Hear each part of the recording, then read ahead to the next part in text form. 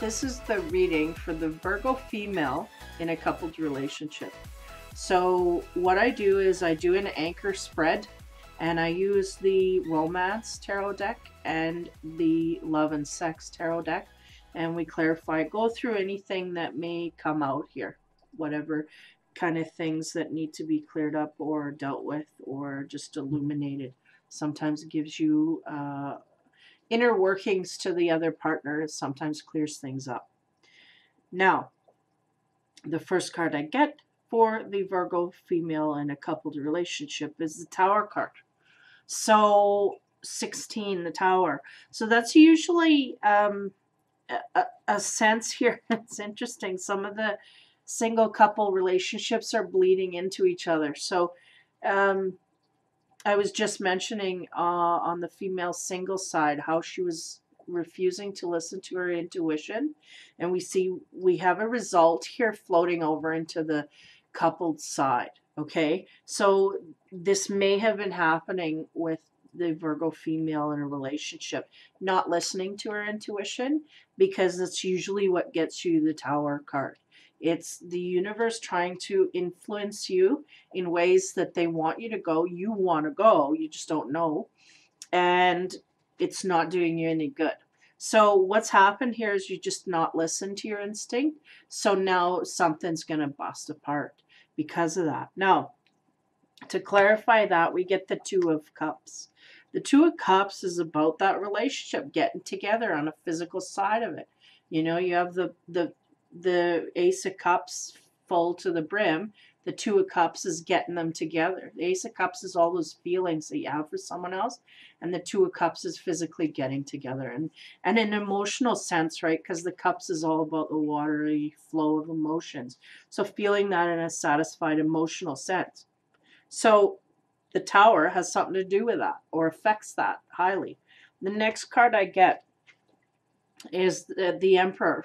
The Emperor is that take charge person. I mean, the person who is very astute, knows where they want to go, how they're going to do it, and da-da-da. So that may be your partner, has that kind of a personality, take charge attitude, and that is really the energy that I'm picking up on. Now, to clarify him, we have on the sex side the Wheel. So the Wheel is about changes and things flipping over, you know. So we may have a change, I don't know, we may have a change of the Emperor is changing, making changes in some way that might be shocking to you in the bedroom or out of the bedroom as a whole, period. Now, the next card I get in the Romance is 21, the World. And in the Romance deck, the World here, I feel, is about the burdens that the relationship carries. We have the couple with the world on their back, and then, of course, children on top of that as well. So a lot of stress and a lot of burdens, yet they're still trying to hold their hands and keep it together. So we have to keep aware of that energy. I feel like maybe you guys have been under stress and strain here, that one of the partners feels the need to take charge and change things, okay? Now, to expand on the World card in the sex area, we get the Ten of Pentacles. So the Ten of Pentacles is really about feeling the riches, if that makes any sense, you know, because usually it's the Ten of Cups, right? You feeling the emotions, and that makes it all good. But in the Ten of Cups, there's something here outside of that makes you feel lavish.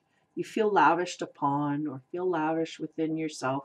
Sexually, the relationship sexually is lavish, maybe. Nonetheless, there's burdens on the romantic sense when you loosen things up a bit, right? The intensity, there's some lavishness there, indulgence. But when you loosen things up, there's a lot of burdens coming out. So the next card we have is the Three of Swords. And the Three of Swords is about loss.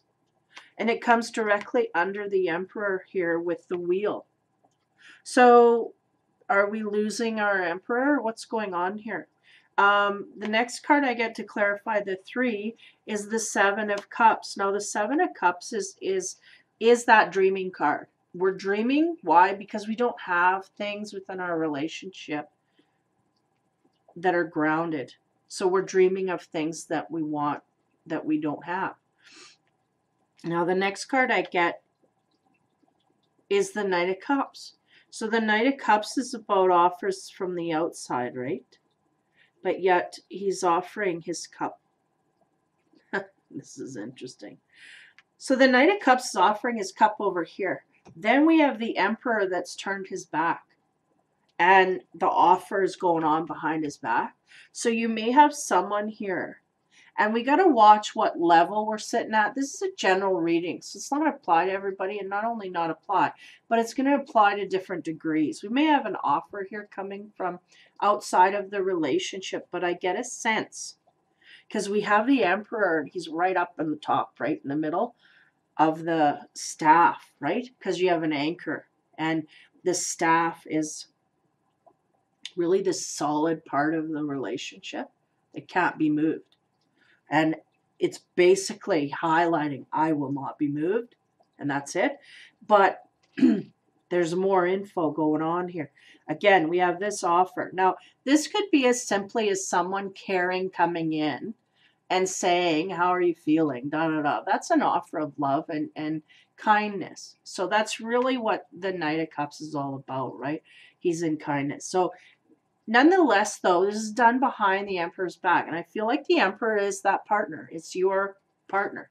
So we got to watch here. Now, the next card I get is the Ace of Cups. And the Ace of Cups is all about those feelings. And it's interesting because you get the Ace of Cups in a relationship, right?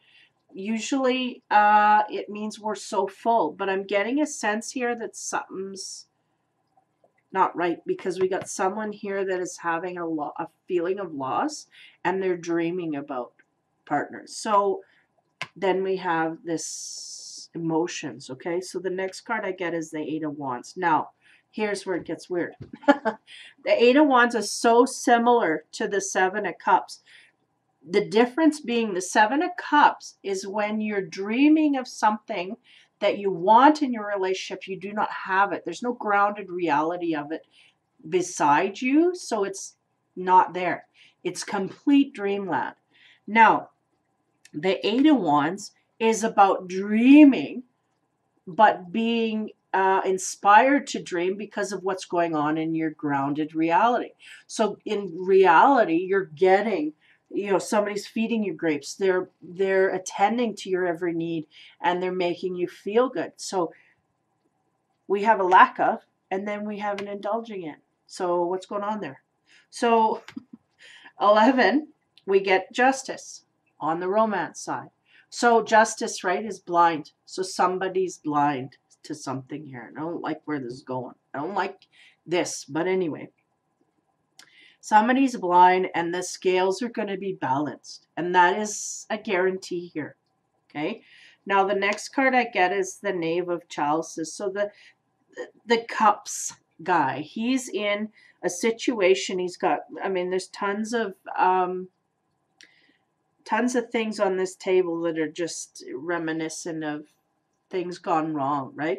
Spilt ink, he's mad. And in the background, so it really is a symbol of jealousy to me. But it's interesting how this man is mad, and you have this couple in the background under the moonlight, and we really don't know if that's why he's mad. It's like, no, he's got a lot of things on his desk in front of him that he could be mad about.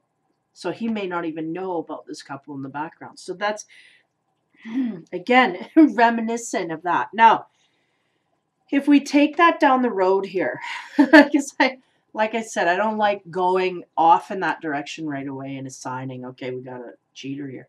But what may be going on is that there's a loss here of a spark in the relationship, the emotional, all of that emotional stuff. I feel like there's a grounding because we have the 10 of Pentacles, right? There's a grounding. He makes me feel solid. He takes care of my needs, but we're not having that spark of stuff here.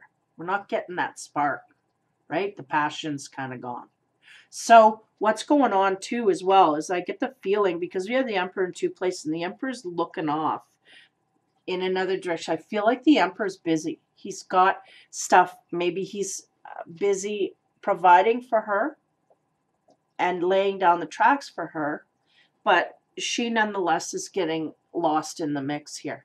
Now, it can be as easy as this, okay? We have a friend or somebody outside of the relationship that is accommodating her softer, lighter side, okay? We may not be indulging in the physical senses. We may just be entertained by someone outside of the partnership, okay?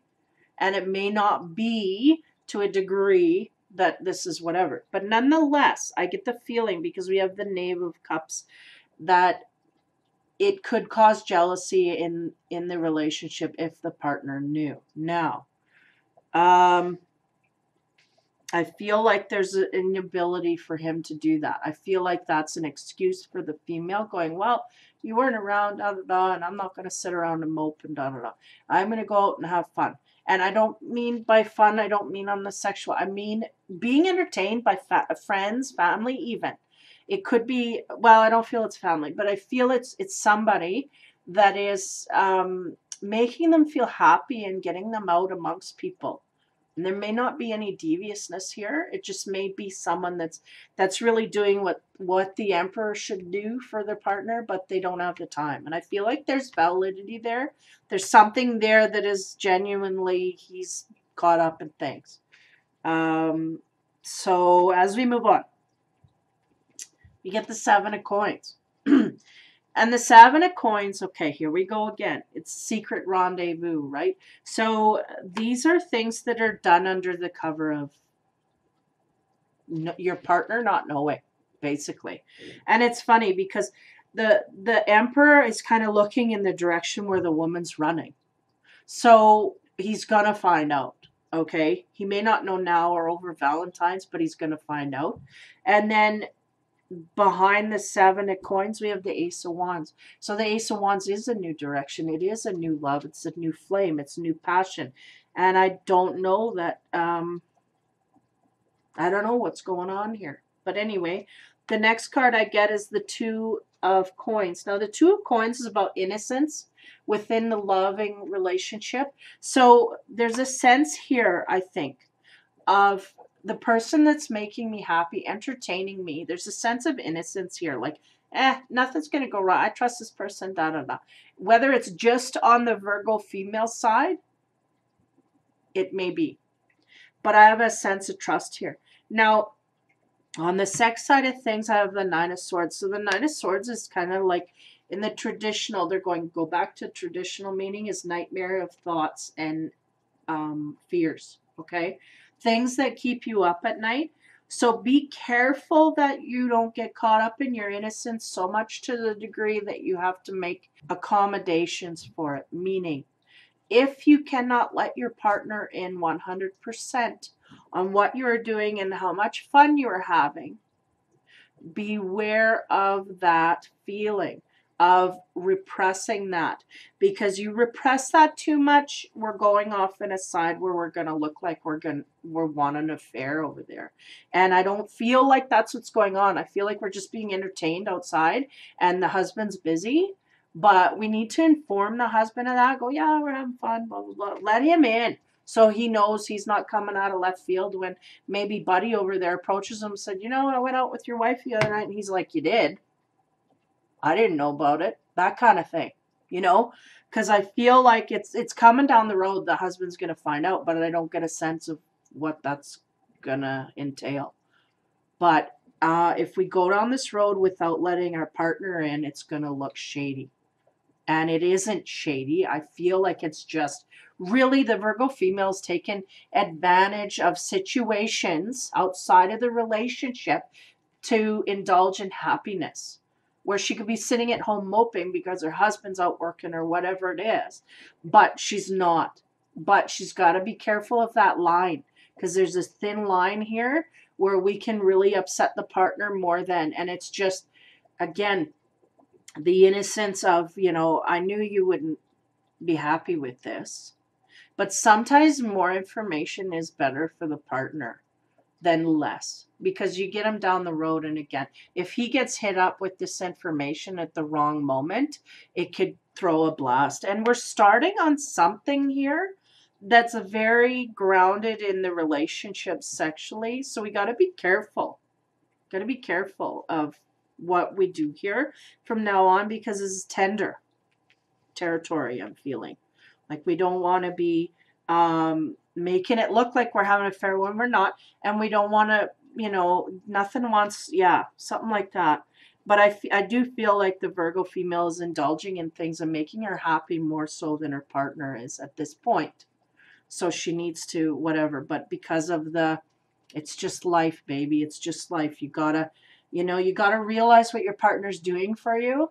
If he's going out and working and creating that base, you got to understand that's where he's coming from, instead of using it in resentment to pull you forward into bad territory. But nonetheless, I don't get any truly devious cards. We start on the Tower, so you got to be aware of what is the beginning process here.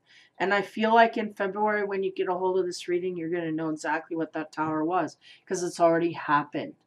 Like we're coming off the energy of that, and it's creating kind of, maybe the Tower was that he has to leave town to go to work and he's not going to be around anymore. And then this is, now she's going out with other people. It's looking bad. So you got to be careful of that, you know, have a respect for that energy. So that's really kind of what I'm getting here, is a sense that, you know, when we have the romantic rendezvous card, there's an ability to go in that direction inadvertently, but I feel an innocence here at this point in February. So we need to be aware that that innocence can tip scales here. So we don't want to do that.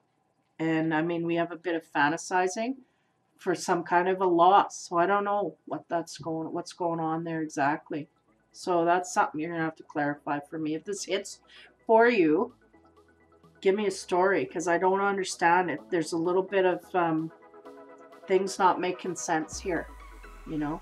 So, but anyway, over the Valentine's season, hopefully this makes sense to you in the relationship to a point where you can understand and create less havoc. Basically, that's what I'm looking for. So, happy Valentine's Day, Virgo females in a couple relationship. Take care, have fun, and be kind.